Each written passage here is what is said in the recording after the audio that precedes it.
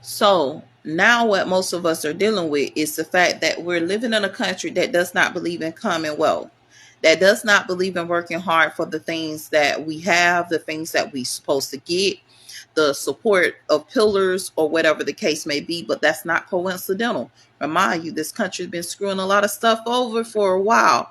And when I say the country, I'm not going to say the government, because it's not always the government. The government has been doing its portion, but we're living in communities that have been depriving the people. So the developmental part of that community only has their portion, which is pretty much that 5%, that 1% of family groups that they want to propel forward.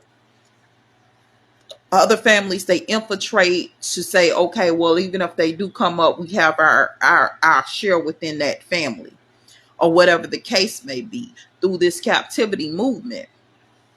But you have to be reminded that everything that we're doing right now is what's going to show in the future. What's happening, we're working for companies. Companies don't believe in commonwealth no more. So you're not receiving equal pay. You're not receiving fair pay. You can't sit up there and propel yourself forward, because basically what it says, if I work harder, I'm supposed to have more. But these companies say, no, we don't want you to have more, because they want to do a dictatorship. So therefore, even with you working, you have less than you had when you weren't working, because basically they don't want you to work at all, because the whole game plan is to build a hierarchy where you're not even included in it.